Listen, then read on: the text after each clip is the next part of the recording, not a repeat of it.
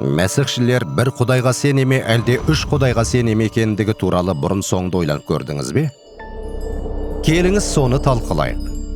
Құдай құдіретті, оның күш қуаты және тіпті оның бүкіл болмысы адам түсінігінен жоғары. Ол барлық нәрсенің жаратушысы, ол қалаған нәрсесін жасай алады. Сөйтіп ол өзі туралы білімді және өз болмысын адамдарға ашуды шешті.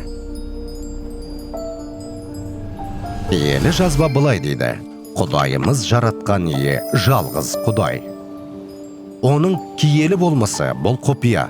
Алайда біздің оны түсіне алуымыз үшін киелі жазба ол туралы жеткілікті айтып береді.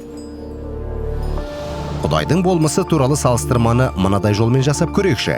Жүзікті көз алдыңызға елестетіңізші. Формасы біреу, басы не аяғы жоқ дөңгелек. Ал енді осы жүзік 3 рет өрілген жіптен тұратынын көз алдыңызға елестетіңізші. Бұл әлі де сол бір жүзік, бірақ ол теңдей 3 бөліктен тұрады. Үшеуі бір-бірімен байланысты. Осы жүзік Құдайдың болмысы туралы көріністі бере алады.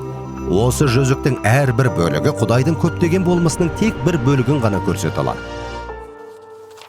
Құдайдың бізге ашып берген бірінші болмысы бұл құдіретті әке, көзге көрінетін және көрінбейтін нәрселердің барлығының жаратушысы, әлемнің жаратушысы. Ол көктегі тағында отыр.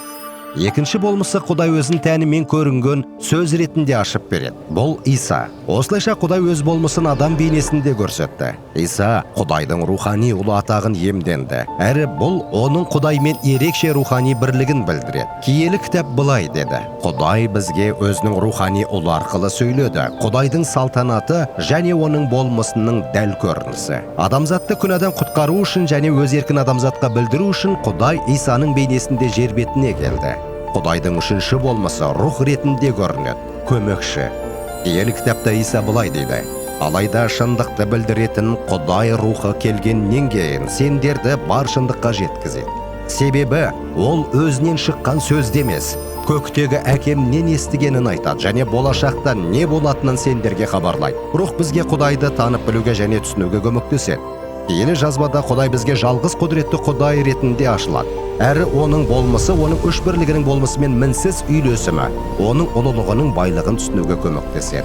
Және Құдайдың болмысының адамның болмысынан қаншалықты ерекшеленетінін көрсетеді.